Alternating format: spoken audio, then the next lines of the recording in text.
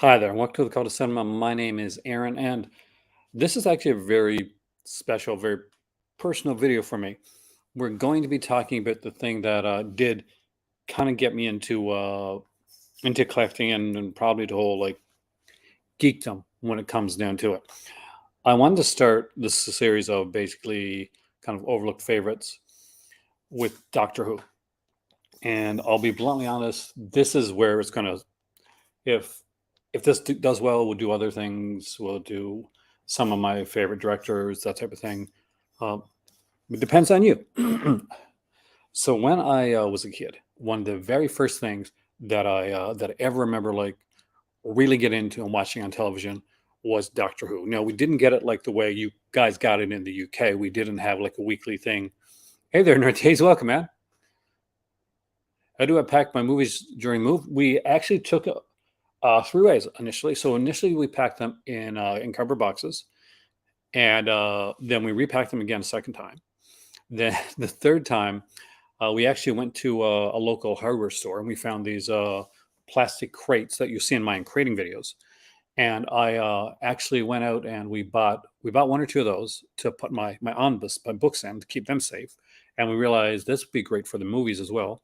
So we packed all the movies in there, and we did as we were packing things in. We got a book out. We wrote a manifest of everything that we were doing, and kind of went from there. So when everything came, initially, uh, everything we Hin was able to go. I was out of the country at the time. She was able to go and look into the boxes and check everything there. But in doing so, everything got moved around. So now, when I open up a crate, because things have been switched around and changed, I don't know what's in crates anymore.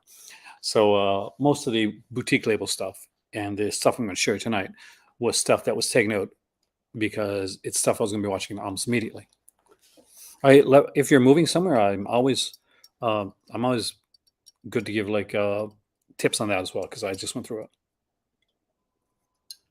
So we're getting into the hot times season here, and one of the things I really, really wanted to do was I wanted to talk about something that I truly love, and hopefully that'll come off and find some other people to love it as well. See, when we said Doctor Who initially, it was on PBS, and it would be done in what you'd call an omnibus format. So what they would do is they would take the entirety of a serial, and it would be put into like 2 hours, 3 hours, depending how long it was, right? Depending on how many episodes there were, and you would then you watch it on PBS with a commercial break. And Doctor was the very first one that I started to watch. It got to the point when I was with my better half. We had a Doctor Who theme party for me. I had a TARDIS cake that was pretty massive, and this is my the sonic screwdriver that I got. So for those that know Doctor Who, they know that this is of course from Doctor Who number 11, Matt Smith, and it has the can't do it very long because I don't want to get. So what's neat about this collection here is I got Blu-rays and DVDs in here. I've broken this up, so this is going to actually take two separate videos. This is the classic version edition, but I have a lot of stuff here that's autographed by people that are no longer with us. So if you are a Doctor Who fan, you're going to get a kick out of this.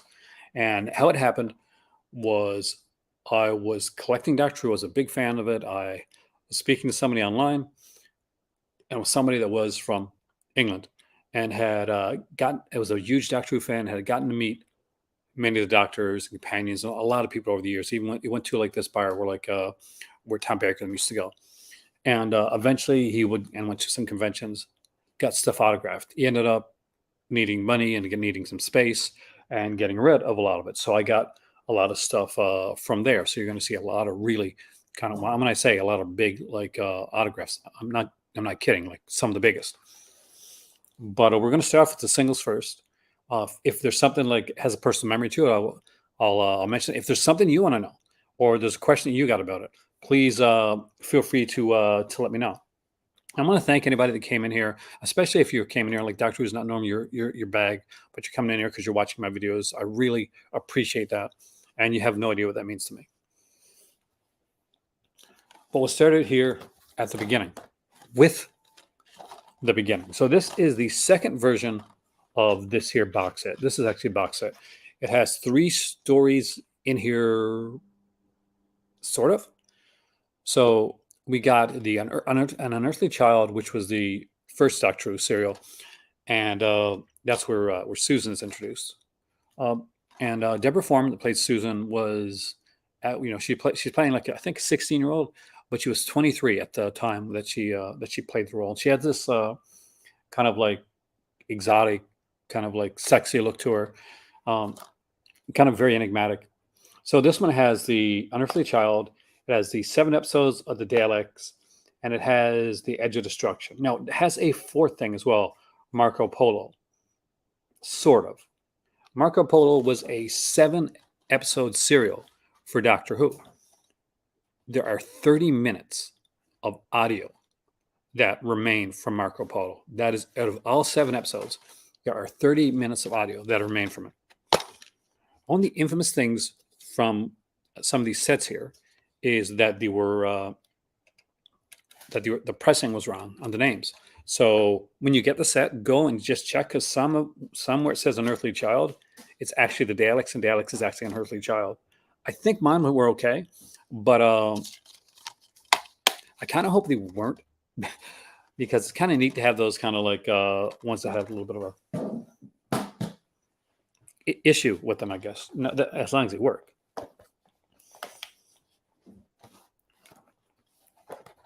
Trying to do these in like doctor order, which I should have set up ahead of time.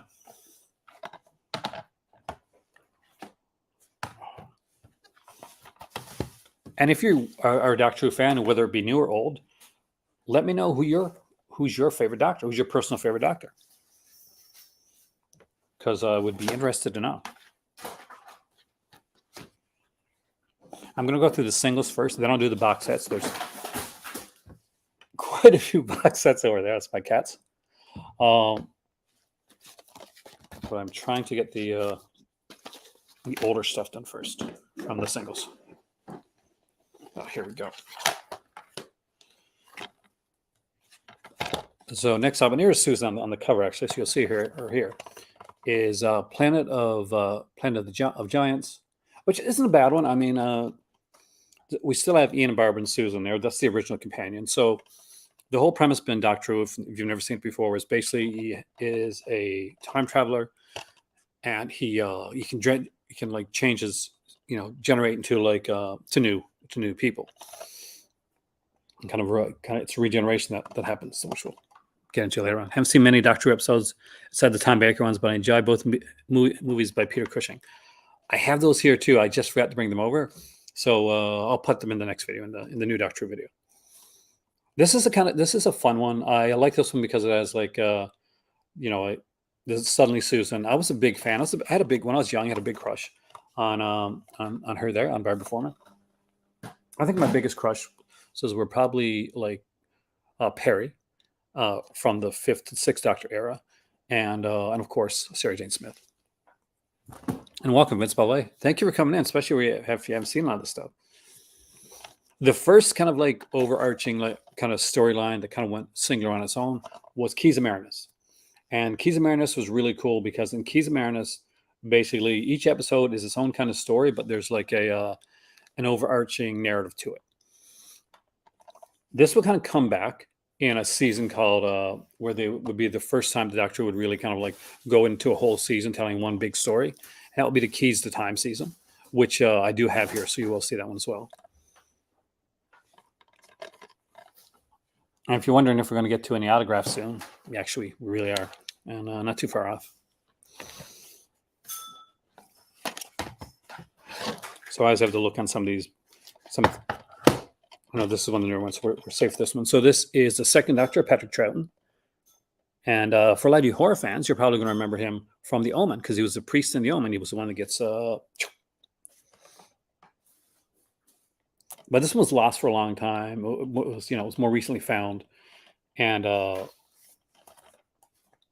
really enjoyed these. One of the neat things about Doctor Who is they do put a lot of features on them. So if you're a feature whore, you're really in your glee with this type of stuff. Another one that was found was long considered lost. Here's the thing. When BBC did the series Doctor Who, nobody was thinking that there was going to be VHS or DVDs or Blu-rays or 4Ks in the future. What they were thinking was that here's a show that we can make it fairly cheap, and sell it to other countries because it was cheap programming, and cheap programming sold to other countries. So if you lived over in the States, or Canada, or lived over in Saudi Arabia or somewhere like that, you would probably see Doctor Who. It was a very cheap program to buy. Now, what would happen, unfortunately, is that especially for the early Doctors, especially the second Doctor, for some reason, they ended up wanting to reuse the tapes, and tapes were a bit more pricey then. So what they did was they erased a lot of the Doctor Who tapes, and they were lost to time. It's only when you find tapes from another country that didn't give back their tapes that you'll actually find Doctor Who. And sometimes they'll find just the audio. Sometimes they'll find the audio in the video. Sometimes they'll have to do actual animated representations. Enemy of the World is a really good Patrick Troughton one because he plays two characters. He plays the Doctor and what's the character's name now? Salamander, I think. So he plays Salamander, and Salamander is this evil character. He's the polar opposite of the Doctor, who's at this point is like the Cosmic Hobo type character. This is a really good one. This was such a big deal when it came out that they didn't even bother to put any special features on there. The most you got was like a write-up right here. Feature-wise, at least on the no, this is the UK one, I think. Yeah, see,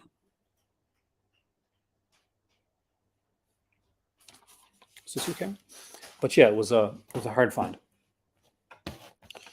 The Crotons is a special one because see these creatures right here. So if you've seen the newer Doctor Who series, or maybe like Vince, there's a fan of Tom Baker, who was my favorite Doctor.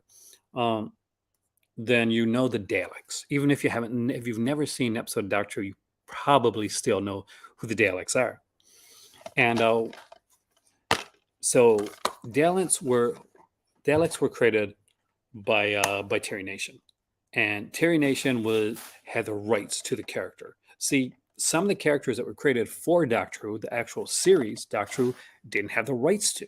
That's why the character of the Ronnie, who came on in the sixth Doctor's era, has never shown up in the new series.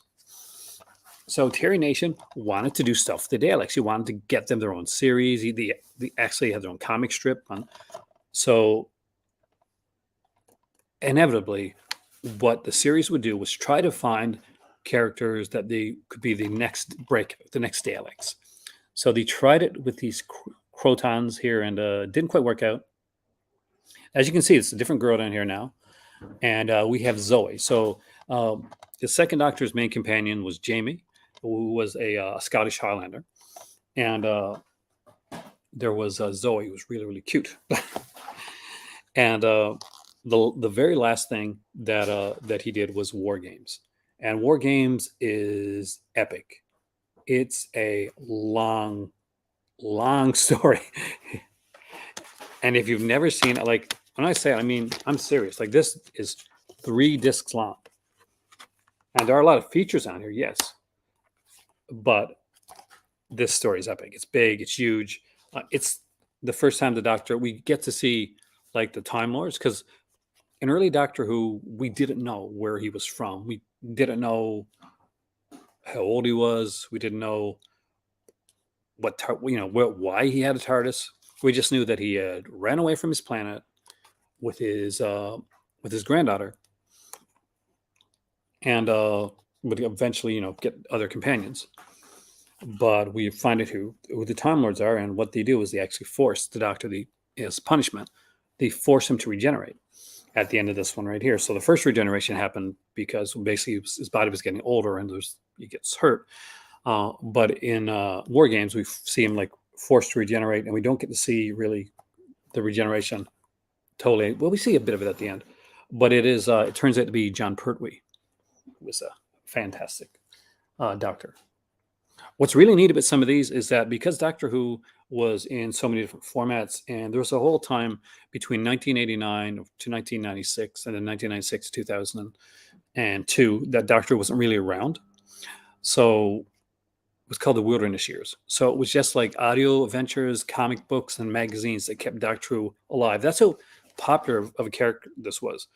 See, often when a show or something goes off the air, people will remember it a bit, but they tend to forget it, or you have very little to no chance of it coming back. Doctor Who stayed in the zeitgeist even when it was not on the air for over 10 years.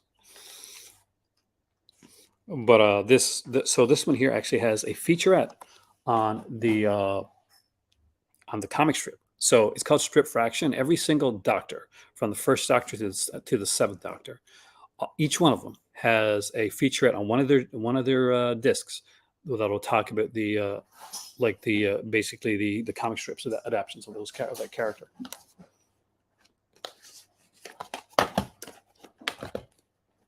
We're going to be getting to some of those. Oh, we are getting some of those right now.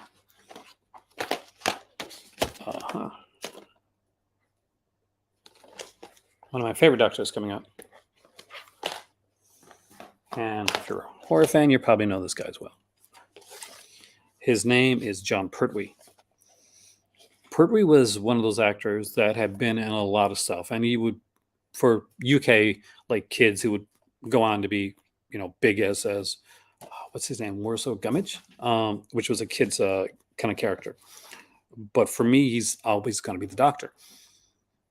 He did some amazing stories. Death to the Daleks, which is actually pretty good. Not my favorite Dalek story, but it's got some great stuff on here. Again, like the features on these are fantastic. We haven't even touched the box set yet, which are incredible. Clouds of Axos is characters that the accents were characters that I really expect to be used more on Doctor Who, but they actually only got used right here, which is a bit of a shame. What's neat here, though, is this has the studio recording. So basically has everything. So the, complete studio recording with studio chatter, recording breaks, like VT run-ups, 73 minutes long. If you're a fan of that kind of cool geeky stuff, it's a special edition one. It was a 2-disc set. And this is one of the ones about at Costco.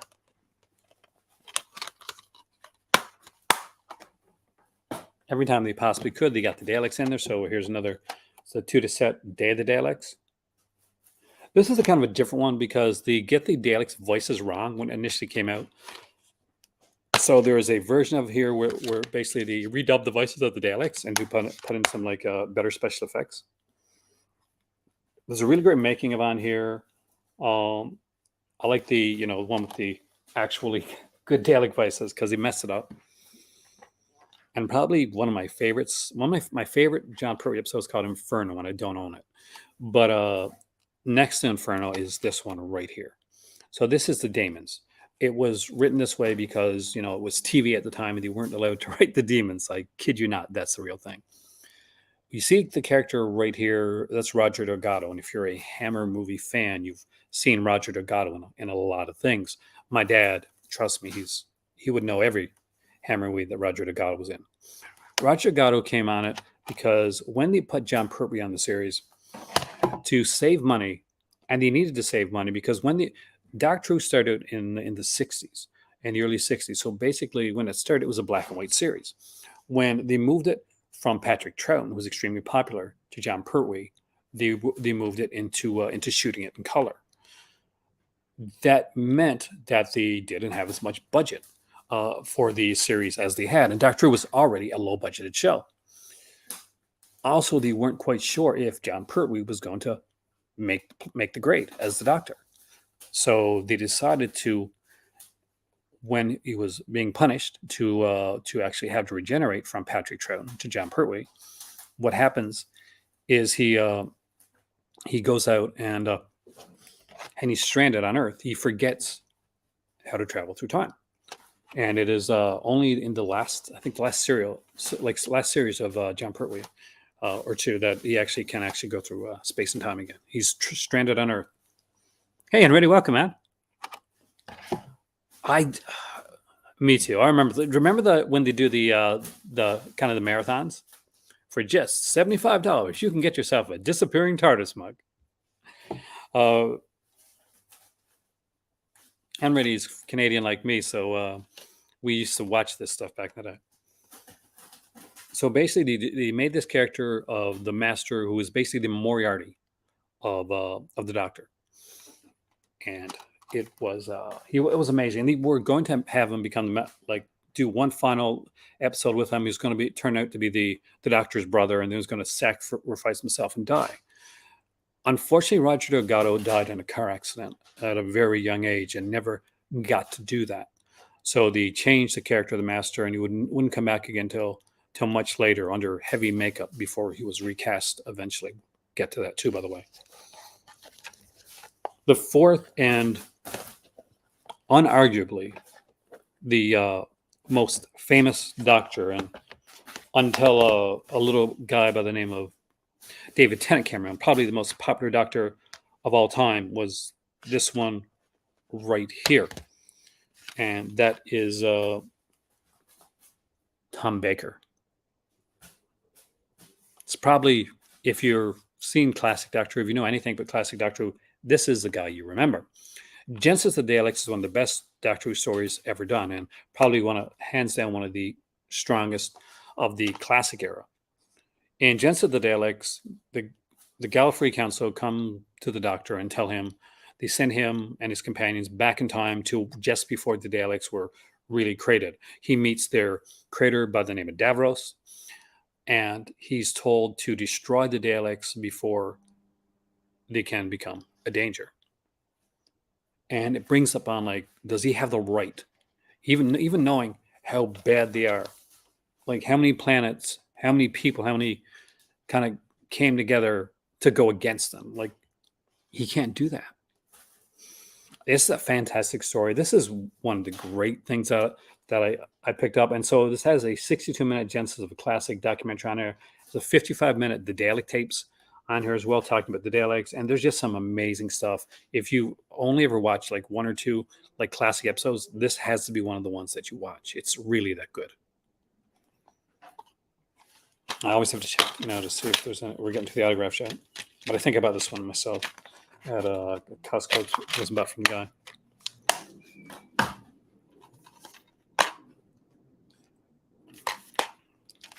And we're getting into our first autograph portion. So if you've stayed, you're getting to the good stuff here. This is The Hand of Fear.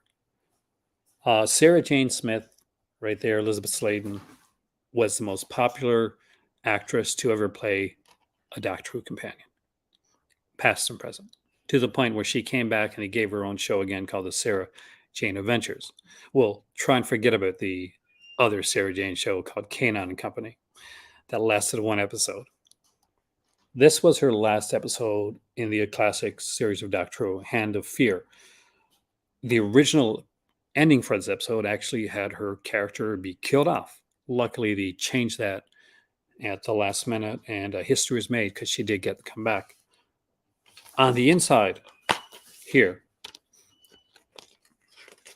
are two autographs that are very important. One is Elizabeth Sladen, who played the role of Sarah Jane Smith, rest in peace, one of my big crushes when I was a kid. And the other is Philip Hinchcliffe. For those that watched or know about the original Doctor Who serials, Philip Hinchcliffe was the greatest producer of Doctor Who. He did it during the golden age of Tom Baker with the writer Robert Holmes. It's called the Hinchcliffe-Holmes era. If you're a fan of Hammer films and you're a fan of like older, like kind of gothic horror, then Hinchcliffe and Holmes, when they worked on Doctor Who together, they focused on horror. This is a disembodied alien hand in this one. There'd be like mummies, space mummies, there'd be creatures. There'd be things that characters like Mary Whitehouse would be very, very upset about and try to get Doctor Who canceled because of it. Next up's the first Doctor Who disc I ever bought. And it's the first thing I ever bought from Amazon UK. It's one of my all-time favorite stories. And the neat little thing about this is right after Sarah Jane left. So this is right after Hand of Fear. Tom Baker and Elizabeth Sladen worked extremely well together. But Tom Baker kind of said, I kind of don't want another companion. Can we try to do at least one serial without a companion? So in the history of Doctor Who, the classic series, there's only one serial that doesn't have a companion, and it is The Deadly Assassin. That crispy fried guy you see right there is the return of the Master. This one is a kind of almost a Manchurian Candidate style one, where the Doctor is kind of comes back to Gallifrey, and there's a assassination that happens, and it gets blamed on the Doctor. Of course, it is the Master that's done it. There's a sequence in this here which almost did get Doctor Who canceled. See, Doctor Who goes into this thing called the Matrix. I kid you not, it was called long before these films. He goes to this thing called the Matrix, has the kind of the memories and stuff of Gallifreyan Time Lords, and he's chased by the villain in there. And the villain at the end of the episode, like, pushes the Doctor's head down under the water and tries to drown him. So Mary Whitehouse, who was a British, like, just lady from home, had like kind of like this family first type of thing, censor groups. So she really got upset about it. So she said, you can't do that. So what they had to end up doing afterwards, they had to censor it, and it would basically, instead of showing him struggling, it kind of just goes to a still frame when he puts his head under the water, which makes it look worse, actually. Right up there with the Frankenstein edit. But it's a fascinating story, and definitely one to check up on. You know, with Elizabeth Sladen and Philip Hinchcliffe, neither one of them I don't think around anymore. It's really great to have their autographs here. The next Doctor to come around was kind of different. He was young and considered a bit too young to play the Doctor. Hey there, Alan. Welcome. See, Peter Davison was already fairly popular, not for Doctor Who. He did a series called All Creatures Great and Small. It was a massive hit. And he played a kind of comedic, kind of bumbling young character. He was considered too young for the role. And myself at the time, I was like, who the hell is this guy? He was really good, actually. And here it is here. Here's one of the latter ones, The King's Demons. This is one of the shorter stories that he did.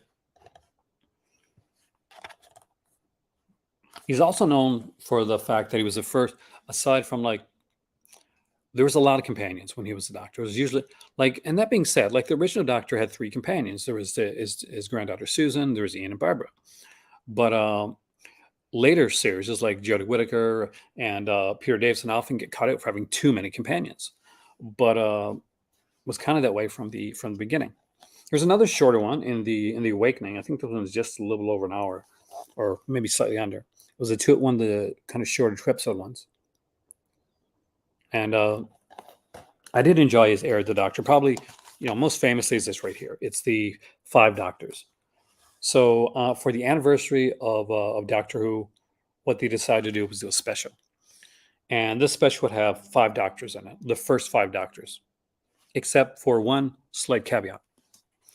Well, William Hartnell, that played the first Doctor, had passed away. He was dead. The Tom Baker, unless it was going to revolve around his character of the Doctor, he wasn't coming back.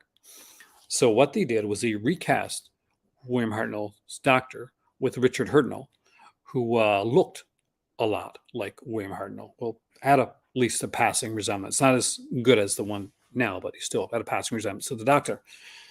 What they did for Tom Baker was, during a writer's strike, they had shot a Doctor Who series that wasn't finished called Shadow, and it was actually written by Douglas Adams of Hitchhiker's Guide to Galaxy fame. So they took a sequence from Shadow and had the Doctor trapped in a time bubble, and had that be the reason that he wasn't in there.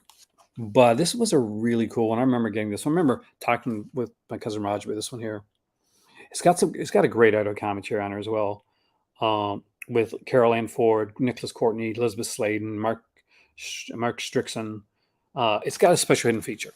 And if you're a fan of modern day Doctor, this is where this kind of comes in. If you've never seen a classic one and you're a fan of the new stuff. So this is the 5 Doctors. David Tennant, who was the Doctor before and is currently the Doctor again, his favorite Doctor was Peter Davison right here. So much of his favorite Doctor, well, not the same, not that reason, but he actually married the daughter of Peter Davison. So there's actually a secret hidden commentary on here with David Tennant. So you get to hear David Tennant who at the time was the doctor, talking about the five doctors.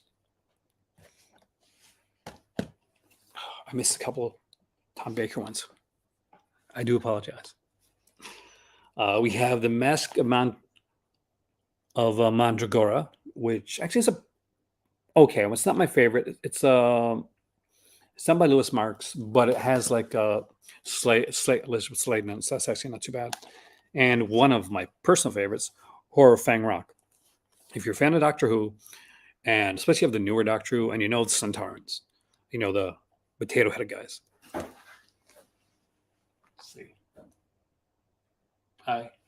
Over here somewhere, I have I'll show you.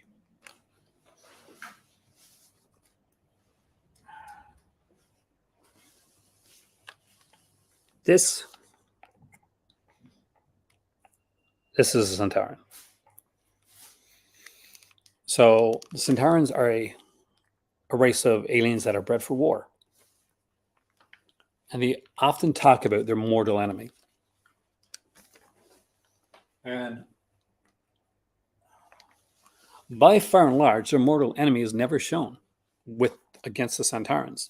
The only time we see the aliens that the Centaurans are fighting is right here in Horror of Fang Rock. But we don't see them going against the Centaurans. No, this is a classic Agatha Christie style, and then they're known almost like a murder mystery haunted house movie with a twist.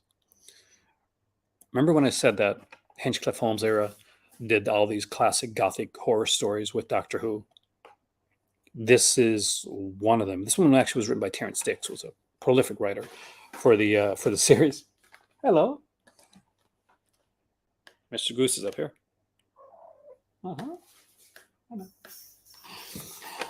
It's a great one. It's got Layla, who became the companion after. She was often seen in like a loincloth. I kid you not, like that's what they did with her character. I have one of the Sixth Doctor, but we'll get more of his stuff. And it is the Mark of the Rani. And there's a couple autographs on here, actually. 3 to be precise. So I actually have to look to see exactly who they are. The one that I can like easily tell, because unfortunately she's also passed away now, but Kate Mara played the Rani. She actually came back after acting in Dynasty in the United States to play the character of the Rani. And here is her autograph right here. If you're a fan of Hammer films, she was in definitely a few Hammer films. I know she was in The Horror of Frankenstein with Ralph Bates, and she was stunning. She's stunning anyway. But that one right there. But all in all, there's 3 autographs on here. I think is that Colin? I'd have to go through again and check it out. That's not Anley, I don't think. But you can see it right there.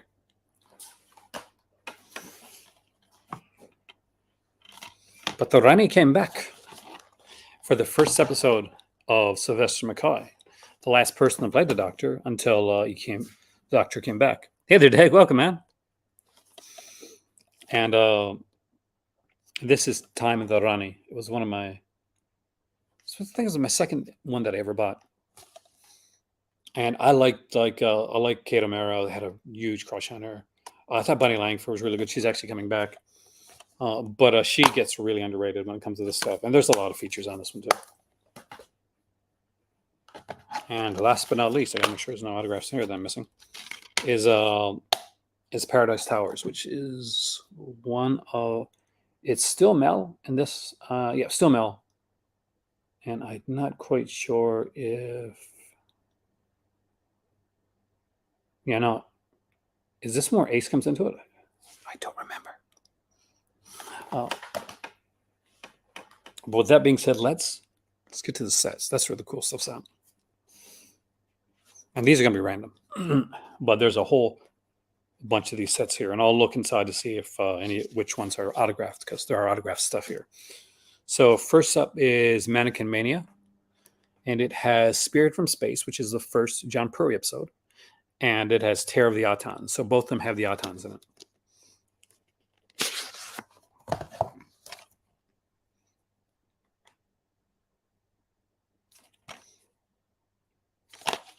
Okay. So Katie Manning was the actress that played Jill Grant at the time, and it was autographed by Manning, and it was also autographed by Richard Franklin, who played Yates.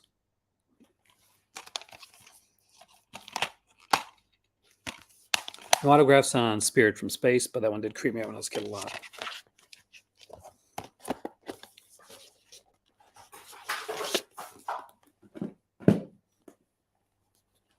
This is one of my most precious ones.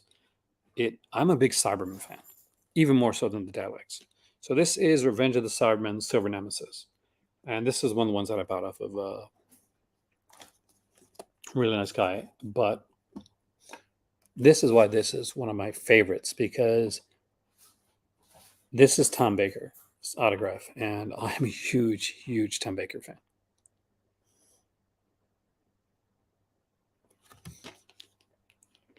So it's the one I most wanted to get, and was super excited to see it. This is Revenge of the Cybermen, and is autographed by producer Philip Hinchcliffe.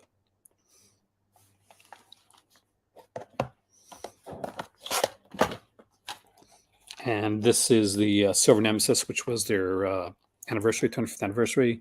And that's autographed by Sylvester McCoy and Miss Sophie Aldred, who plays Ace, one of the most popular and one of the better later day companions.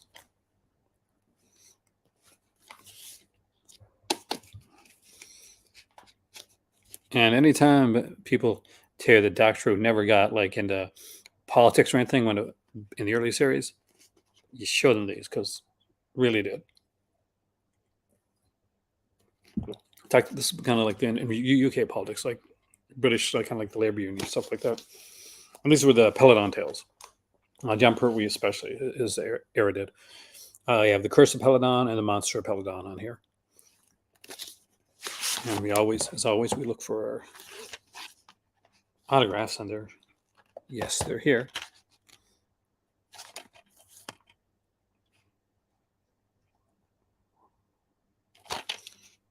And sometimes I can really pick them out really well, and sometimes I can't.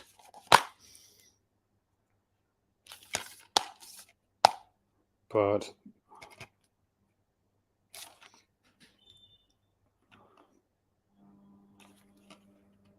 right here, if anybody wants to figure it out,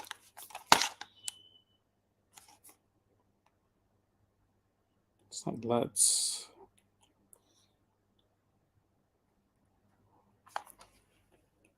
have the Monster of Peladon.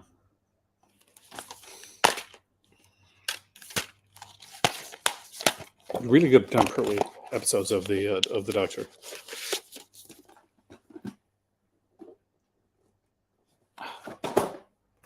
This is kind of neat. This is one I remember finding.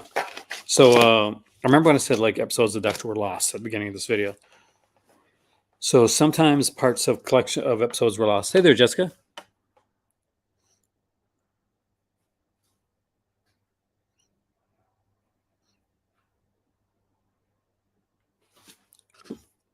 That's a weird. Why did you even go about getting a degree when you now work in a hotel in Morocco? I don't work in a hotel in Morocco.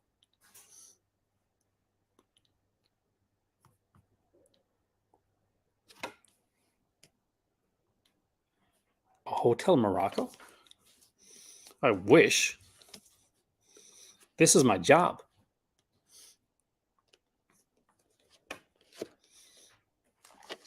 That's the weirdest question I've ever been asked. See, got to think ahead. So, uh, there was a ton of episodes lost when it came to the first and second Doctor. So what that meant was that you'd eventually get like episodes that would come, and sometimes you wouldn't get like full serials, but you get an episode or two of each one. So that's what happened for these here. So it was called Lost in Time, and you got episodes from different ones. So we got stuff here like Michael Goff in the Celestial Time Lord. Oh no, I am going to eventually. We want to open up a bed and breakfast, kind of like an on the side type of thing down the road. Um, but my initial degree is in business, so that would make sense. I right now though, it's more. This is my primary thing that I do. We eventually do want to open up a B&B, and she would be working on where she speaks many different languages, so she'd be able to speak with like kind of foreign customers. And where I did go I have a business degree, so public relations and that type of thing, that would be my side of it. So eventually, so you're not wrong in the fact that we will eventually want to do something like that. But that was the reason, actually, because it went with my degree. I was actually originally going to get one in massage therapy. So not a bad question. You just like threw me for a loop for a second.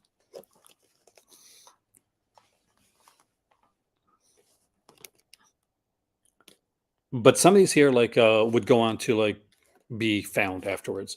Like there's episodes here from things like the I gotta get it right now, the Web of Fear, which is now found. And so you can get all the Web of Fear. And certain ones we're still like hopefully hoping that certain ones will actually come about. There is sadly, more episodes of this Doctor Lost than anybody else. So you're getting things here from like stuff like Space Parts, the Boundless Snowman. Some are found, some eventually, some unfortunately are lost. And there are ones here, like ironically, for a series about a Time Lord, it's a bunch of shows that are going to be lost to time. Except it's a Dalek War, which is Frontier in Space and Planet of the Daleks. I think about this myself, so I don't think there's going to be any autographs on this one here. When I say I bought it myself, I mean I bought it as in like from a store, as opposed to like a collector that lived in England and knew like people like Philip Hinchcliffe for like in person.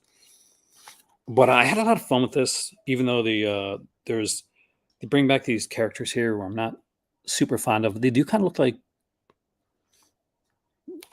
what do you call it? Kind of like Klingon type characters. But my spouse actually, her initial degree was in marine biology, but I'm not sure if you know much about marine biology.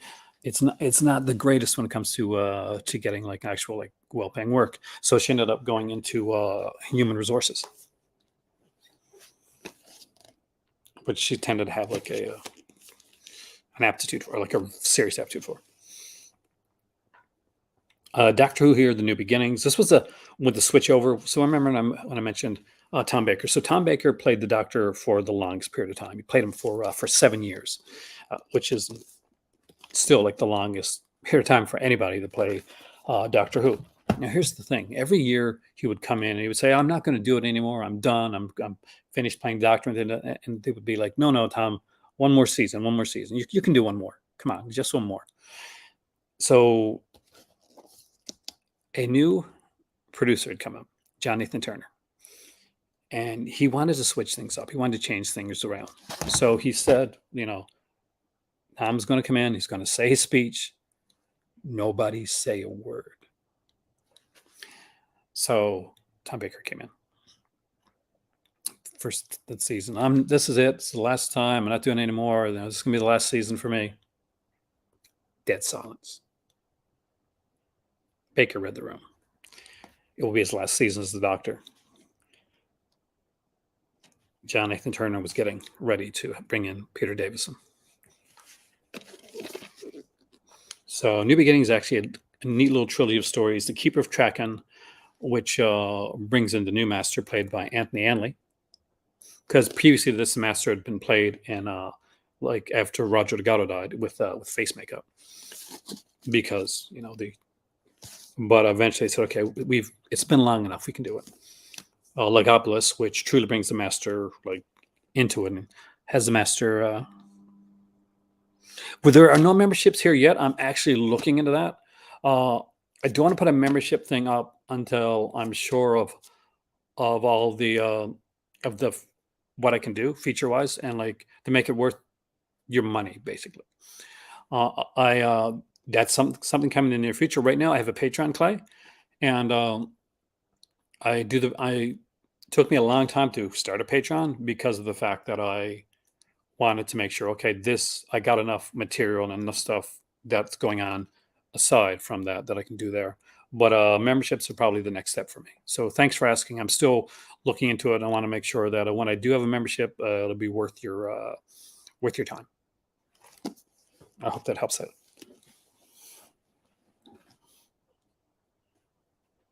You have a big sale coming up soon for Severance Summer Sale on the 30th, and we'll be doing like a live, like a pre-video on here, and then we do before just about an hour, 45 minutes before the sale starts. We're going to be going to the Patreon one, and we're going to be doing like a live video there. We do them for all the big sales from Severin, Vinegar Syndrome, a lot of big announcements, and I try to get like guest hosts and stuff in for those as well. We're back to Davison with the Black Guardian trilogy. So this is kind of neat. So Mark Strickland plays the character of Turlough, and Turlough is different in the way that it's the Doctor's companion, yes, but he's a bad guy. He is brought in. He's an alien prince who has been kind of like kicked. He's like there has been things kicked out of his land, and he can get back home again. The Black Guardian, right there, the silly like looking hat thing, told him that he can do it, but he has to kill the Doctor for him. And it's a neat little kind of like a trilogy of stories: Terminus, Enlightenment, and Modern Undead. Again, good stories. Not my personal favorites, but I do like what they were doing with Turlough. I think nowadays would actually be better. Oh, you do better. Oh, nice. One, props to your sister and brother-in-law, because I know the work that goes into that. Like we're years off, I think, from being able to do it, because I want to install. I'm gonna get like a pool thing done, and we're in Morocco, and we do the B&B like outside of town. I want to get some. Like the internet is more spotty, so I'd have to like actually get poles made with internet. I need to.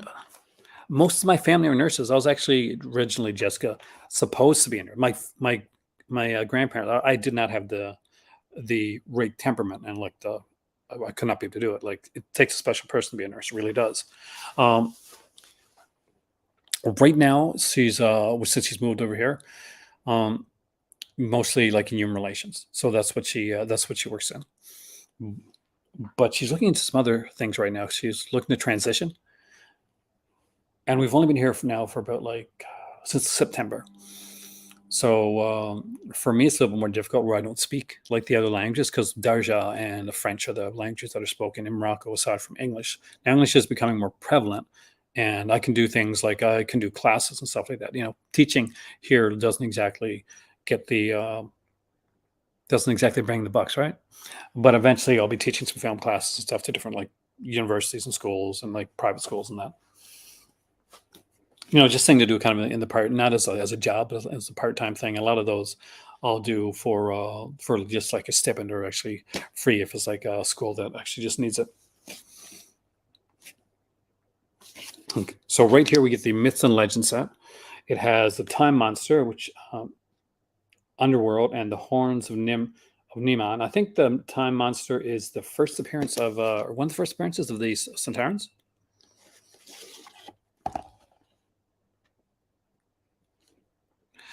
Hey, I heard you. Welcome, man. For me, like we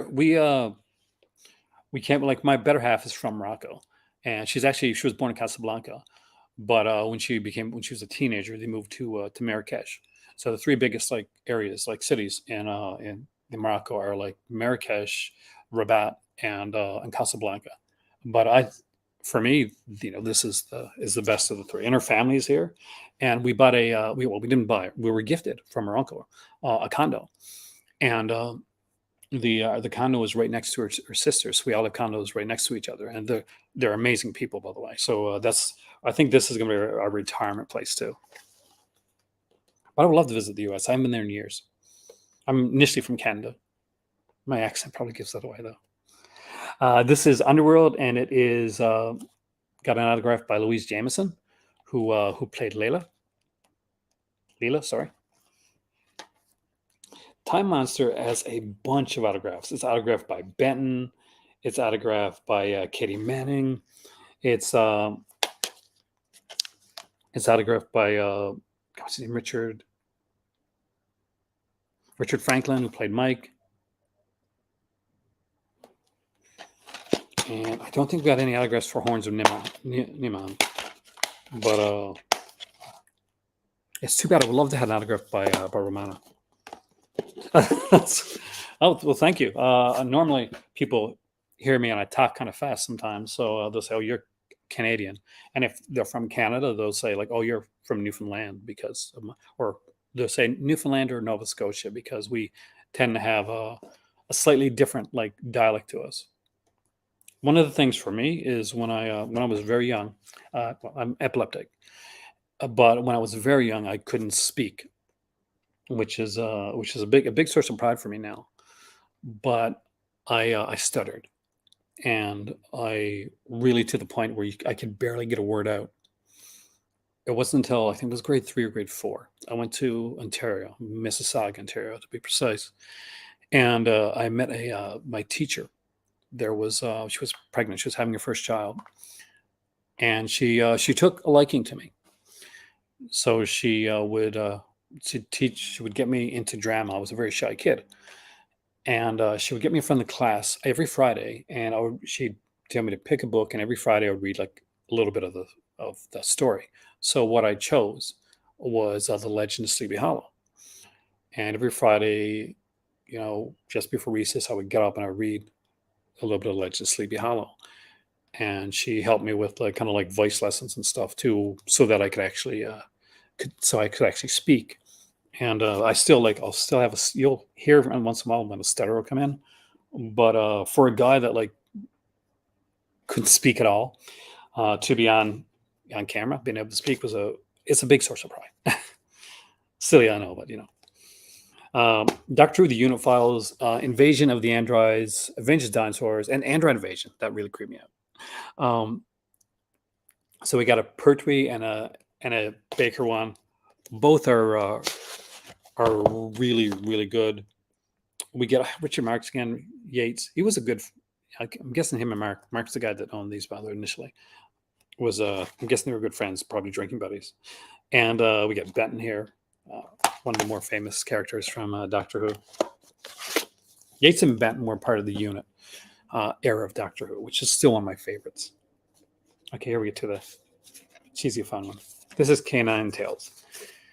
So if you're a modern day person, you may not have watched Doctor Who, but maybe you saw Sarah Jane Adventures, or maybe you saw the Australian like kid show like K9, which came on not too long ago. It had a kind of a CGI representation of the character of K9. K9 was originally done by John Neeson, and he voiced the character. But it was a difficult character to do. You want to have a robot companion, and a dog, makes a good companion, so we'll have a robotic dog. But often, because of the limited movement, they couldn't really put him into a lot of the episodes. So you end up like kind of getting stuck behind, or get stuck in a bog, or something would happen to K9. So this is the autograph right here by John Leeson, the guy that actually voiced K9. There's the beautiful Layla.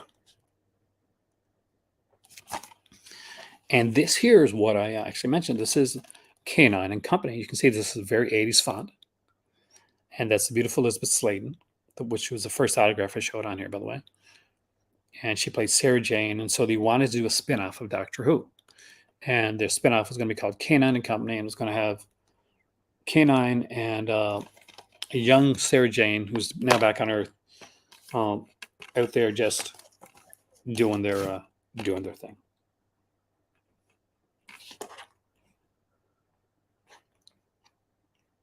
So on the inside of this, again, you have Leeson's autograph. Never thought of looking on the other side. No, okay. Let's see what I got put in here.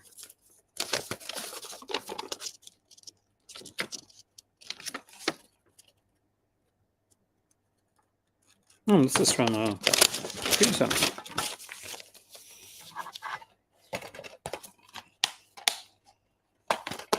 But it's a good set. It's a good thing too. Like a lot of the Doc True sets have become these DVD ones have become collectible because they're starting to do like Blu-ray kind of complete seasons of the show. Okay, well, this is one of the first ones I bought. So in the box sets, this is Beneath the Surface. I bought it because it was one of the bigger box sets. It's basically the Solarians and the Sea Devils. So we got Doctor Who and Solarians, the Sea Devils, and Warriors of the Deep. And you got 2 Jon Pertwee stories and a war, and you got 1 story here from Peter Davison. And I really like the Sea Devil characters, but they were kind of fun for me.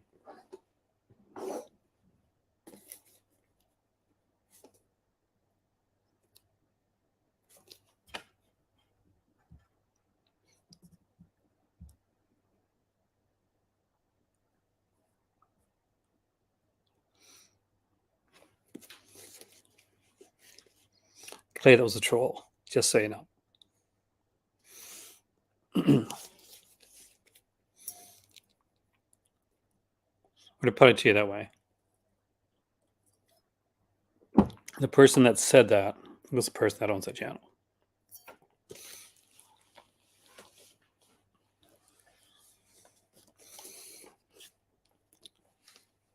I started the box. I started all this. Yeah. If you see somebody pop back in and say like kind of trollish type of stuff, that's what it is. So this was the first one, the beginning. The very first thing I showed was the beginning, like the slimline disc, but I actually have the original version of the beginnings with the stories on there too, with Unearthly Child, The Daleks, and Edge of Destruction. Of course, the audio version of Marco Polo. So I won't stick on that one too much. Sorry for that, Clay. I apologize. One of the coolest ones to collect was this one right here. So normally before the Doctor came back and like they had like every season would have like kind of standalone stories, but be coming towards like now if David Tennant or Jodie Whittaker or Peter Capaldi or Matt Smith, basically there's a big like arc for the stories. That wasn't a thing. Was basically you had your 4 to 5 or 6 part story, and then went on to another thing. For the original Doctor Who, it was just done back in the day. They didn't do that, except for this season right here. And this season here was actually done at the time, like Douglas Adams worked on this one. And this was before Hitchhiker's Guide to the Galaxy became popular and famous. And this is the Key to Time special edition right here. It has the Ribos Operation, the Pirate Planet, Stones of Blood, which is kind of like a kind of vampire type one. Androids of Terra, the Power of Crawl, and the Armageddon Factor. Yeah, and like these are long ones. These aren't like just like half-hour episodes. Like they're like 98 minutes, 147 minutes, a whole bunch of like kind of longer ones. And because of it, they actually did this differently. So I showed you before, these were kind of done like this. This one actually has a kind of what you see more nowadays is kind of the bookcase type thing, with each one here having a different color. Now, if this was the British edition, there'd be a different picture rather than just different color. North American Doctor Who DVDs tend to like have the same picture with on the disc with like one different color, but the ones from the other ones would be like different pictures, which I'll explain a bit more when we get to the Blu-ray section of this. Here is the Ace Adventures, and Ace is one of my favorites. That's Sophie Aldred. She was the last companion before the show was canceled, and she will come back again recently in the Jodie Whittaker stuff. So we got the Happiness Patrol here, and Sophie Aldred's autograph right there is for Dragonfire. Aldred was a character, was one that came in late. Androids of Terror, it is fantastic. What's cool about Androids of Terror, and Arch knows this, is that they bring in this girl played by Layla Ward, who plays this princess character, right? So when Romana, who's like the companion for the Doctor, she's a female Time Lord, comes into the series. So the actress wanted to leave, and probably not the best movie. It's good for the show, but wasn't good like behind the scenes. So Tom Baker actually started dating Layla Ward, and so when Romana regenerates to somebody else, she regenerates into look just like the princess that was played by Layla Ward, because at the time she was dating him. And unfortunately, when they went on the outs, it became very hard for people behind the scenes. This is a neat one here. This is the Legacy Collection. So we get Shada here, which is the one that was not finished, and More Than 30 Years in the TARDIS, which was a TV documentary done on Doctor Who in the time. At this point, when More Than 30 Years in the TARDIS was done, this was after Doctor Who had gone off the air, and they had been hoping that Steven Spielberg would be, because he was a huge Doctor Who fan, would come make a big screen adaptation of Doctor Who. And a lot of people at the time, the BBC, thought that Steven Spielberg was going to do that. It wasn't until like they realized that he wasn't going to do it. Things just didn't work out with licensing and other things he's working on. That they actually did a TV movie, which was a North American UK co-production. It went on Fox in 1996 called Doctor Who the Movie. So there's More Than 30 Years in the TARDIS right there. If you were like a kid growing up in the UK around this time period, you or probably have like fonder memories of this. So Peter Purves does the narration, and this was back in 1993. And this is the Shada. So basically, what it does is it shows the unfinished story and kind of like finishes it in like in flash format. We do kind of like a webcast.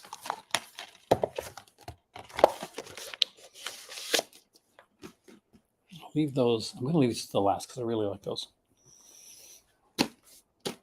The first box set. This, because it had 3 Doctors, 4 stories, and I remember buying this actually. It's 6 discs, and this is Bred for War, the Sontaran collection. So Sontarans were really cool villains, and kind of like a fun kind of comedic like partner as well. So you get here and you get the Time Warrior, which is the very first appearance of the Sontarans,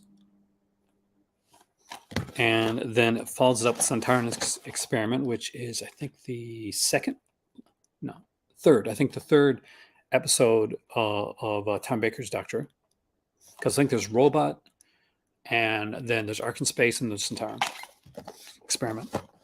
And then when the latter ones, when Layla came into it, is the Invasion of Time. And finished off the 6th Doctor episode, but it's a dual one with 2 Doctors, with the second Doctor coming back. So you get Patrick Troughton and Colin Baker here in the 2 Doctors.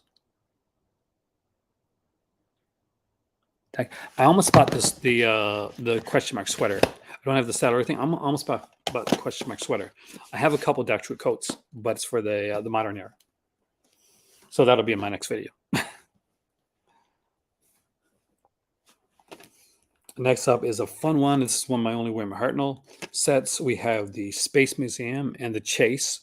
What's kind of neat about this Space Museum is it initially was supposed to have the Beatles in it. They wanted to be in it, but their manager wouldn't let them. So it's a shame, really. Missed opportunity. So there is an autograph on this one, kind of a big one too. And it is William Russell, who played one of the very first companions, by Ian. And so that one was a big deal. And this is the Space Museum. I don't think there's any autographs on this one. Nope. But really fun episodes. Daleks are extremely popular, man. It's hard to like really kind of put into context how popular those characters were, because I know like they're kind of popular now, but back in the day there was a thing. Dalek Mania was a real thing. Ah, one of my favorites. Colin Baker, the most sadly like a lot of doctors. He came after Peter Davison. He wanted to do the show for a long period of time. After his first series, BBC were trying to get the show canceled. The wife of the current head of the BBC didn't like the show. So they took Doctor Who off the air for a hiatus. It was really meant to cancel at that point. What happened was the show would go off the air for 18 months. They would do a song, a record to get Doctor Who back on the air, get publicity, called 18 Months is Too Long to Wait. Bring back Doctor Hesitate. So when it came back, they realized that Doctor Who was literally, the show was on trial. So they had a bit of a lofty goal and said, well, if the show is on trial from the BBC, let's put the Doctor on trial. Let's do what we did with Key to Time, and just like do an really overarching storyline. So in this one right here, Trial of a Time Lord, this complete season or series, however you like to call it, where Colin Baker's Doctor is on trial. There are 4 stories in Trial of a Time Lord. It starts off with the mysterious planet.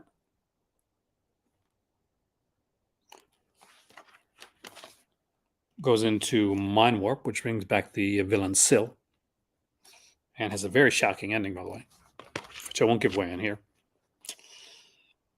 There's the Terror of the Vervides, who questionable the way their characters are done.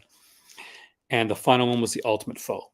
Now, the Ultimate Foe was supposed to be written by Robert Holmes. Robert Holmes passed away before he got to finish it.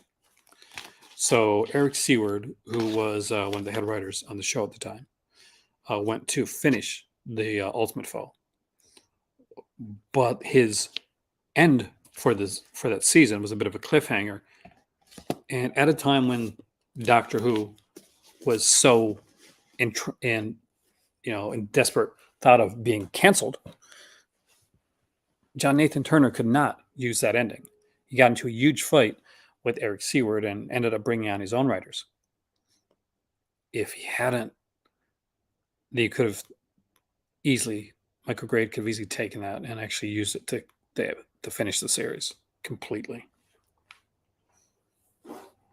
One of the most annoyingly obnoxious things. There's a really great documentary on that serial, and it's like around like 60 minutes long. They interview one of the heads of the BBC drama department at the time, and he talks about canceling Doctor Who because he's one of the guys that canceled it for the 18-month period and would end up canceling it forever.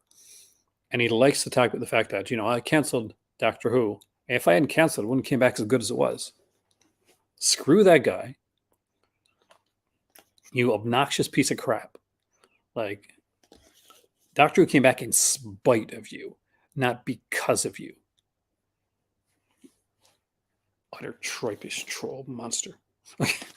All right, so until the Blu-ray sets I'm going to show you in a second came about, the very best and the most highly sought after box sets for Doctor Who were things called revisitations.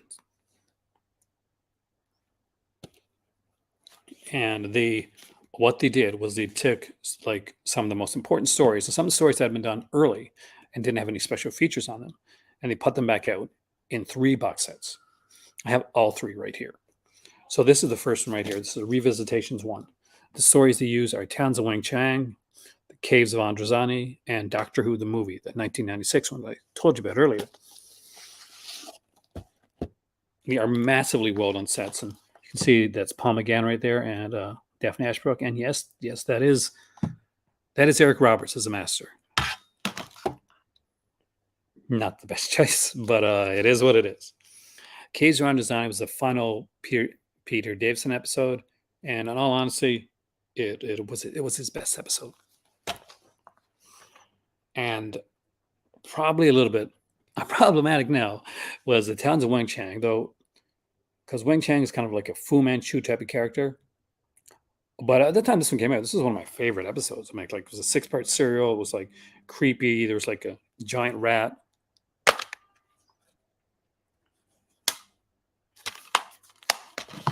I don't know of any CGI Dalek TV series, actually. I have to look it up. So, no, I don't. Second volume had Seeds of Death, Carnival of Monsters, and Resurrection of the Daleks, which are, again, some fantastic episodes. You get some earlier stuff. You get, like, Seeds of Death here with Patrick Troughton. Some amazing stuff. Carnival of Monsters was the first appearance, I think, of... was it the first appearance or just an early appearance of the Master? I'm trying to remember. But it's been a long time since I've seen Carnival of Monsters. And Resurrection of the Daleks brought back the classic villain Davros, who's right there. He was the guy that created the Daleks.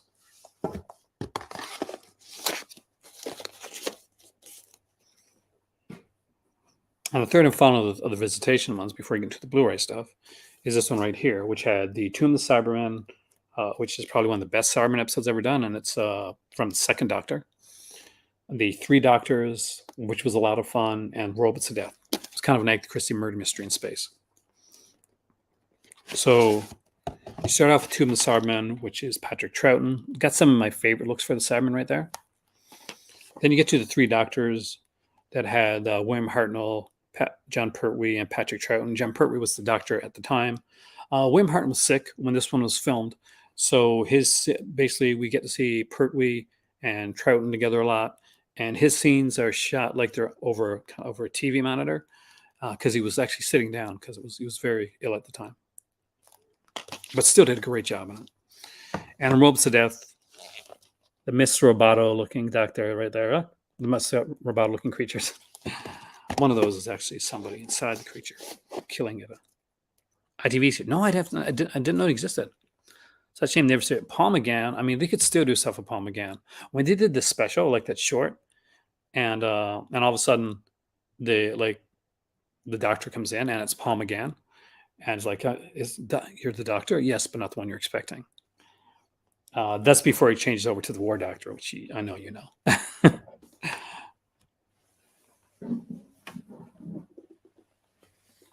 Then something amazing happened. One of the greatest things that could ever happen to anybody who collects Doctor Who. One of the big things every Doctor Who fan says, everything that we ask all the time is, it's fantastic to have all this Doctor Who, but wouldn't it be absolutely stunning if, rather than having to buy a box set with random stories, or to buy a store, basically one disc which has one serial on it, get a complete season, of Doctor Who.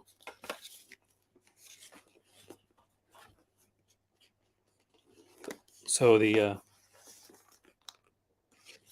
BBC finally listened.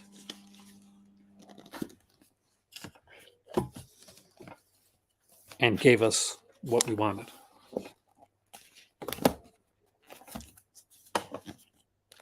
I remember when the first one was announced. Just going to do these in order of Doctor. I have a combination of North American and UK versions, so I'll let you see the difference between them. So now, if you were getting into Doctor Who, if you wanted to collect the classic series of the Doctor Who right now, it's so much easier.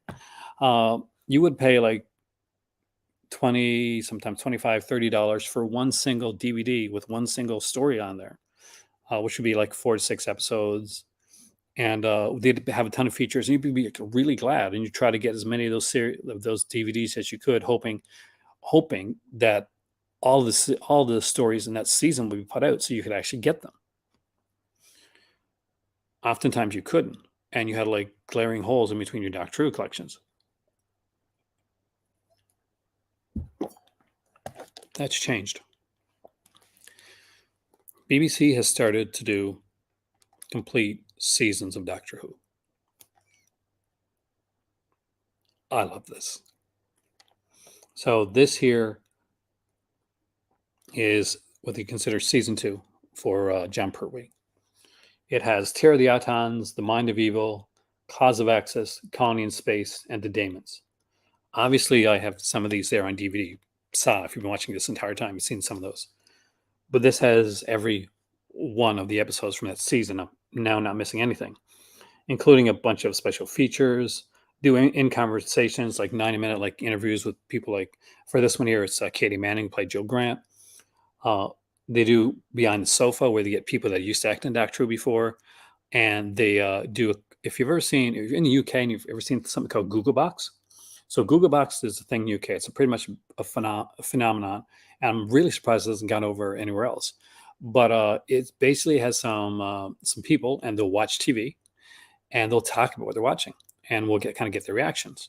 So it's like a video commentary.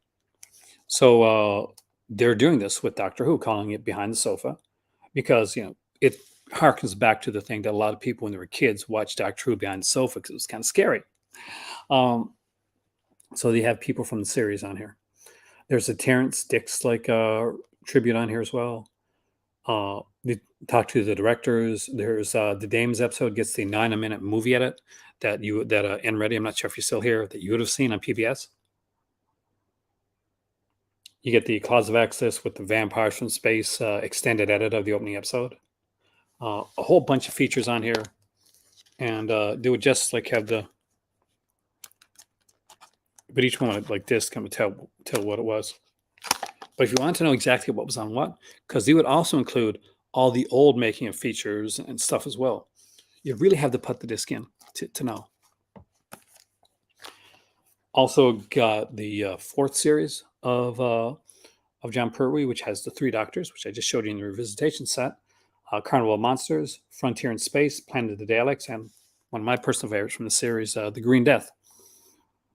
Again, you get a feature-length documentary covering the entire era of Jon Pertwee, which was amazing since he was the Doctor when it went into color, and there's a lot of really good stuff on here.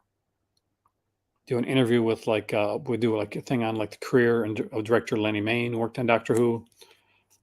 We get an on location thing with Katie Manning and Stuart Bevan, and an omnibus for The Green Death,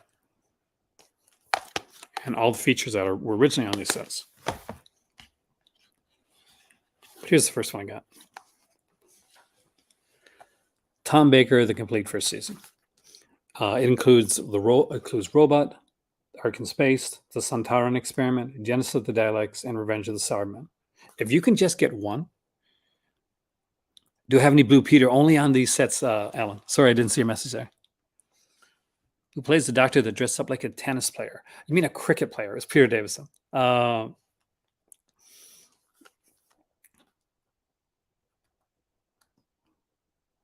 actually plays cricket in one episode. But if you're going to get a classic one, I'd say start with something like this. This is actually has some good stuff. Now, Robot is a little bit slightly off because they didn't know he was going to be playing the Doctor when they wrote it, but he really takes control of this one here. We got new making of documentaries for the Sontaran Experiment and Revenge of the Cybermen, because they initially didn't have making of documentaries. They were some of the earlier ones that were done, and weren't redone with revisitations. There is a 1-hour interview with Tom Baker on here. There is more of those Beyond the Sofas, like in everyone. We get a Genesis of the Daleks TV movie version, unseen since its broadcast in 1975. The Tom Baker years. So that they did a series of of VHS releases for a lot of the different Doctors. The Tom Baker years, the Colin Baker years, the Jon Pertwee years, all that type of thing. So the Tom Baker years 1991 VHS release is on disc for the very first time right here. And next up is the UK edition. So the ones I've shown you all so far, they've all been North American. You're about to see the difference between a North American release of Doctor Who and a UK release. Spoiler alert, it's massively different. This is the UK release for season 14 of Doctor Who. For one, they don't number them like season 1 for Tom Baker. It would be as seasons, as in like, okay, this is the season altogether. It has Mask of Mandragora, The Hand of Fear, The Deadly Assassin, The Face of Evil, which is also fantastic, The Ropes of Death, and The Talons of Weng Chiang. Arguably one of the best seasons out there. Yeah, some great stuff. So let's see what the difference is like on the inside. It is truly one of the best seasons, Popcorn.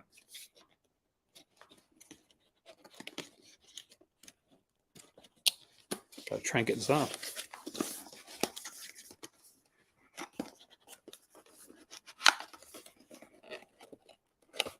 Stuck right here. Oh, see what happened. And I put it back in and put it in like this. I put it in wrong.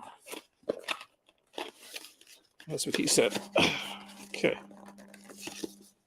Oh. I read it, but didn't wrong.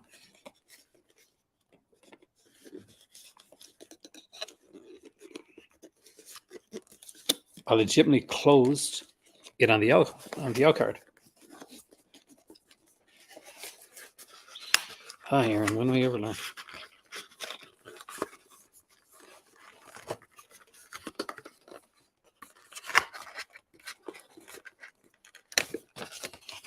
There we go. So you can see it as unadulterated artwork.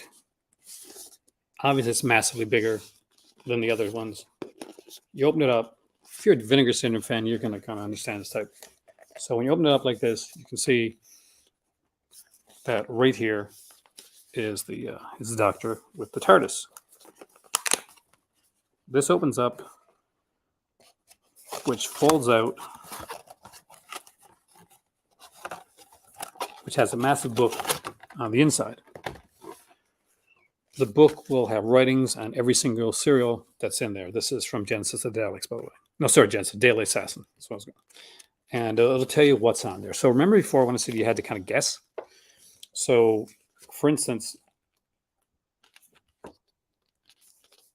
you know that there's going to be the Behind the Sofa on there, but as you can see, if you look right here, all the features from Hand of Fear is here. So the audio commentary, the info text, the making of documentary, Behind the Sofa, Elizabeth Sladen tribute is on this one. Swap Shop appearance that Tom Baker and Elizabeth Sladen did. Doctor Who stories. Elizabeth Sladen recalls her first time on Doctor Who in a 2003 interview. Audio archive exploration, an episode of a BBC school radio series broadcast featuring Tom Baker and Elizabeth Sladen, was the very first broadcast of a Doctor Who radio drama. 100% agree. Hinchcliffe Holmes era Arch is my personal favorite of the original classic series. I'm going to be a bit controversial, and I'll say that of the newer era, I think that as much as he gets like crapped on, I think Stephen Moffat got it best and for the new Doctor Who series. But for the original series, 100%. Hinchcliffe Holmes. Totally agree. And a whole bunch of PDF stuff and just a lot of amazing stuff on here. See the write-ups, the Face of Evil, first appearance of Layla.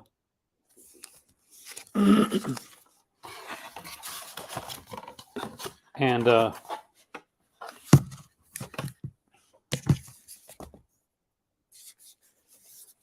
I do. I mean, I wasn't sure at first, but he looks so much like Hartnell.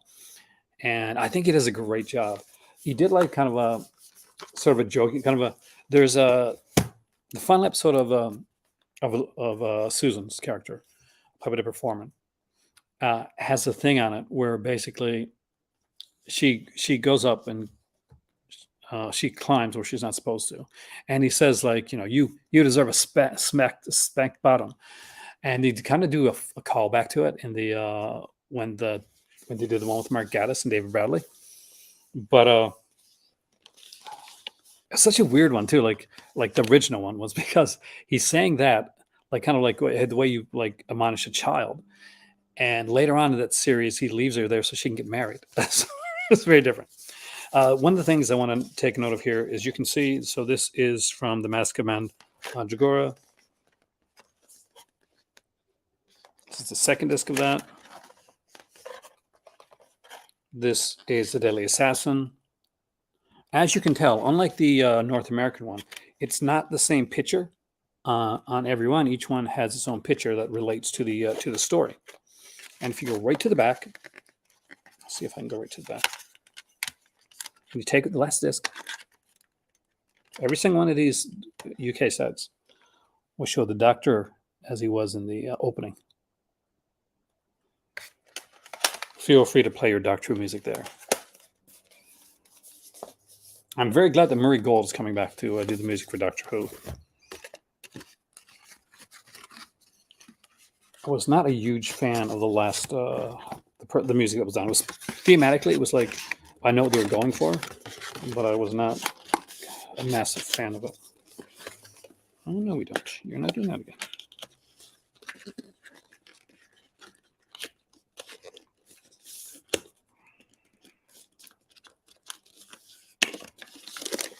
Put this in and gotta make sure that the L card doesn't get stuck again. Sorry about that. Next up is Tom Baker season 7. This is actually not as good as some of the other ones, but that's some good episodes. So the Leisure Hive is here, Megalos, Full Circle, State Decay, Warriors Gate, Keeper Traken, and Logopolis. So we get some of the like interesting stories here. So 20 episodes altogether, and this one actually has the K9 Company. Do I have Doctor in the Daleks? I do actually. Fisher Story. Oh, not that. I got Doctor in the Daleks, the movie. I got a feeling are you a Doctor Who fan, Alan? So initially, when they first put out these here Blu-rays, they put a card in here to let you know the disc contents. They only did that for the first 2 or 3, and then they stopped doing it, which is a shame, really. Because well, you could at least even though it wasn't a big book like I just showed you guys, but at least you would see it was on each disc. Like so, you knew when you went to the bonus feature disc for this one here, you got K9 and Company. There was the K9 Files Behind the Sofa for K9 and Company. There's the writers' room, which is a really good one they do, where they talk to the writers of the series. The Fourth Doctor Revisited, when they go into the Fourth Doctor's era. By the way, just so you know, I'm watching some of this as soon as this episode is over. By the way, I'm probably going to start with the Jon Pertwee, and then I'm going to go into the documentary for Tom Baker. I just love that stuff.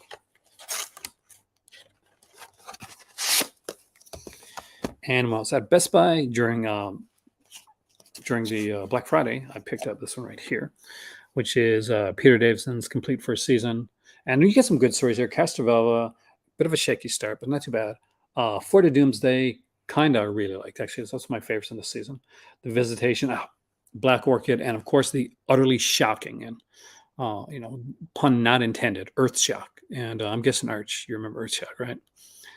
And Time Flight ends it off. But Earthshock was the return of villains that were very popular, and it was the end of a certain companion, which I won't give away for people that haven't watched it, but it was a shocking ending.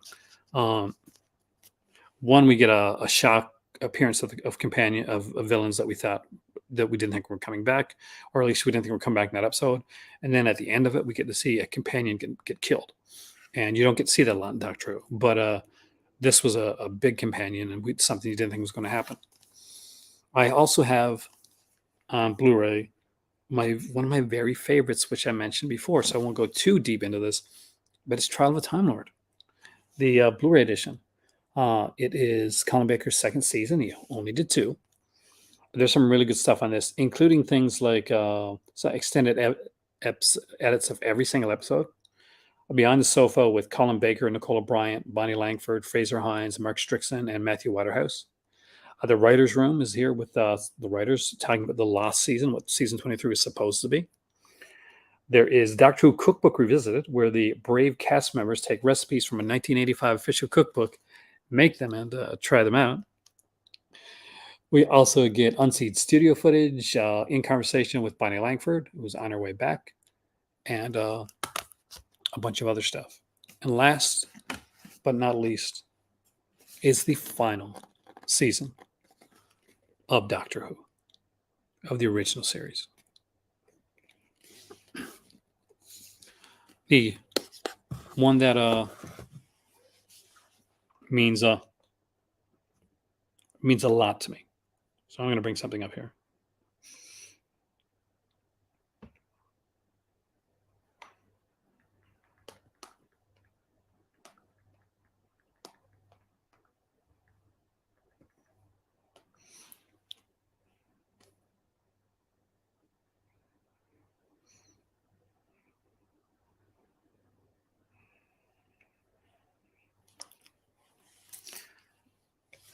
They didn't know initially that season 26 was going to be the final season of Doctor Who.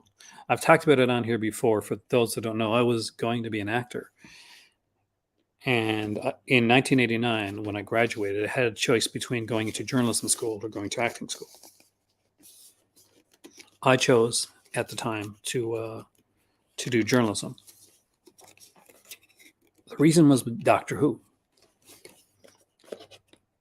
Growing up, I watched and loved the series. It was one of my all-time favorites. The killer part was, as a fan of the series and as an actor that did mostly stage stuff, I really wanted to be on the show, to play someone. Of course, like everybody else, I wanted to be the first North American guy to play the Doctor. This was put in wrong again. I can't believe I did this.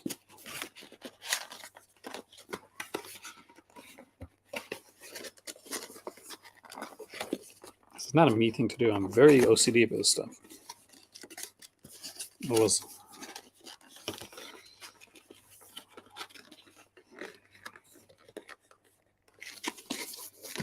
Kind of thinking this wasn't a me thing that was done at all.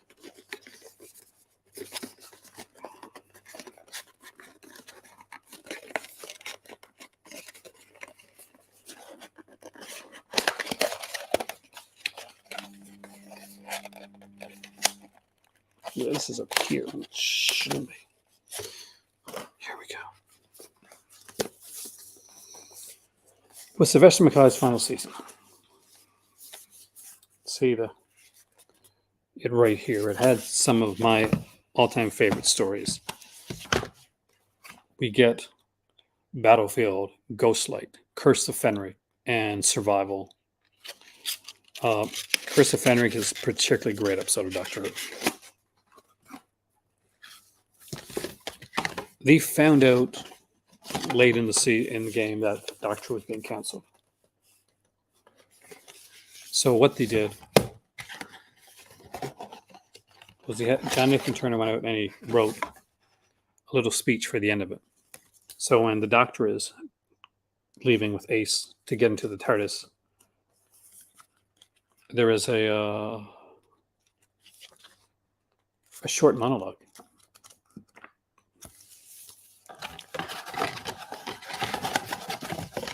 It goes like this. Just brought up.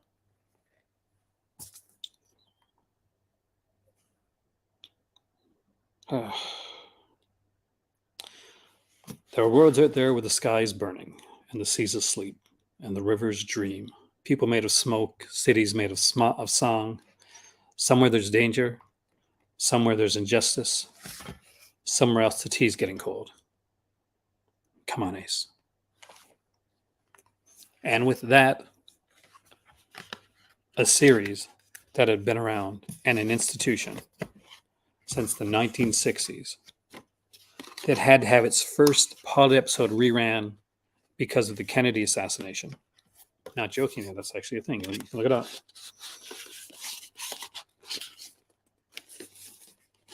Was ending. And with that, so what are my dreams at the time of being an actor? I was devastated. Completely, utterly devastated.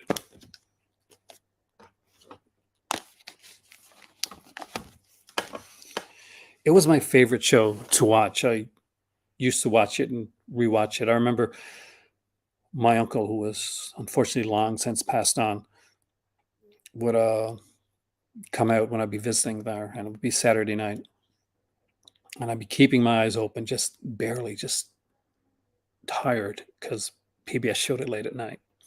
Say, "Oh, you're going to sleep. You're going to fall asleep." I'm like, "No, no, I'm gonna be okay. I'm gonna be okay. I'm gonna be okay. I'm gonna watch Doctor Who. Oh, I'll go to bed once it's over." And sometimes I would make it. Sometimes I would survive and watch the entire episode without falling asleep. Other times, my Uncle Roll, rest in peace, would come out, find a sleeping young me on the couch, pick me up, bring me in, lodge me on the bed, close the door, say goodnight to me, close the door. I would barely acknowledge and dream the dreams of the Doctor and his companions, seeing different lands. Doctor Who was probably one of the reasons I wanted to travel. I couldn't travel through space and time, but I could travel to different countries, different places.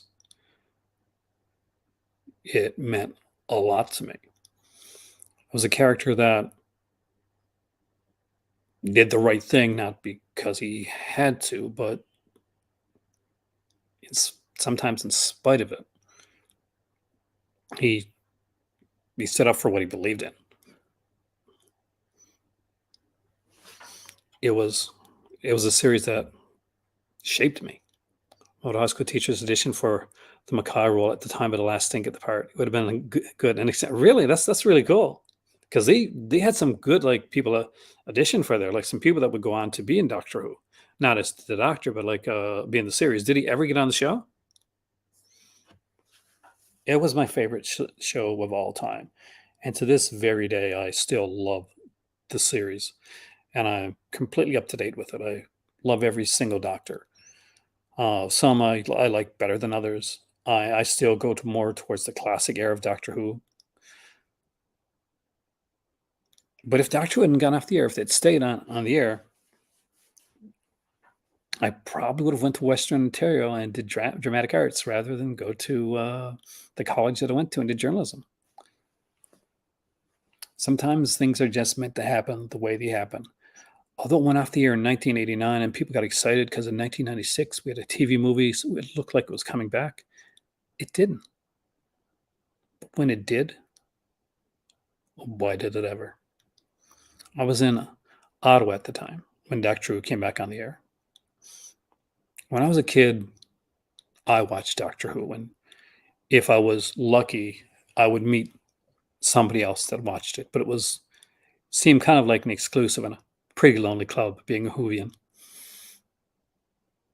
When the final episode of the first season of the newly revamped Doctor Who with Christopher Eccleston came on the air, I remember going outside. It was a nice sunny evening in Ottawa,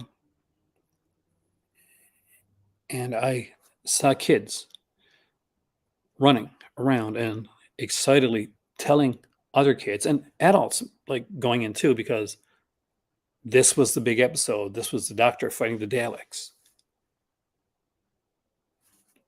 Where I lived, that never could have happened. And that time, like one or two people would be watching it. Like, but this was like it was back in the 60s when Doctor was at its most popular in Britain. I got to see that. I got to experience that. People running excitedly, adults and kids running excitedly in to watch Doctor Who, to go out of this beautiful night, this beautiful evening, and go inside and watch the series. It was an incredible experience. Before DVD, I had just a few VHS tapes. I remember having Pyramids of Mars, one of my favorite episodes, and my eldest daughter would watch it over and over again. A great episode, and Sutek's like one of the best Doctor Who villains, by the way. I would love to see a return. And I hope you enjoyed that. Today we went into something a little bit different. And I know that's not always the thing with the sales that are going on and the updates and all that great stuff. Just made it. Thoughts on favorite real life locations certain episodes were filmed at? Monkey, you did come in right at the last minute. Um, I really don't know. I mean, like, because we're talking classic tonight, we're getting into the new series next time around.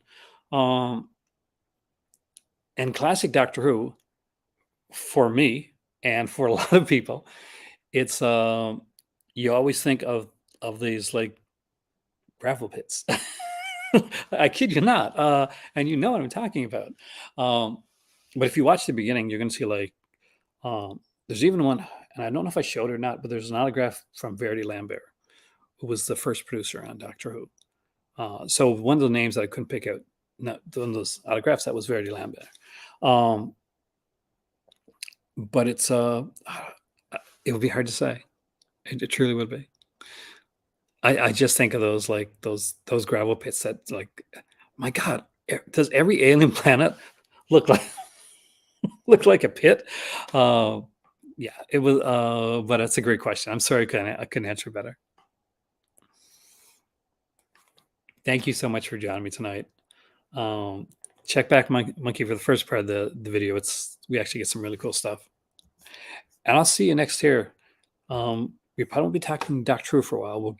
We'll eventually do the new seasons with where I have the more merchandise to show off as well. Like I have I have one of David Tennant's, like Doctor Coates, and I have one of Peter Capaldi's. But yeah, this made me very happy. Thank you. For those that joined me tonight, thank you so much. It really, truly made me happy. And this was a really, really fun thing to do. The next stream, I'm hoping to do another live stream, Monkey, tomorrow. We'll probably, more than likely, we'll be diving back into the Severance sale when it comes to the next stream. I'm not quite sure on the, you own the Doctor Who Skype. Oh, Tom Baker. Here, one thing I can show. Got the hat up there too, please. Grab it now. Like this, right? But we'll be doing a modern Doctor Who stream eventually too, because I have like the big modern set, and so I have a lot of stuff to show there too. My name is Aaron. Monkey, thanks for coming in, and check at the beginning of the video because we did go through a whole bunch of Doctor Who singles and DVDs and Blu-rays and a lot of autographs and stuff. Tom Baker's autographs, Sylvester McCoy, Sophie Aldred, a bunch of the unit guys like Yates and Benson. So I'll see you guys soon right here in the Call to Cinema, probably tomorrow.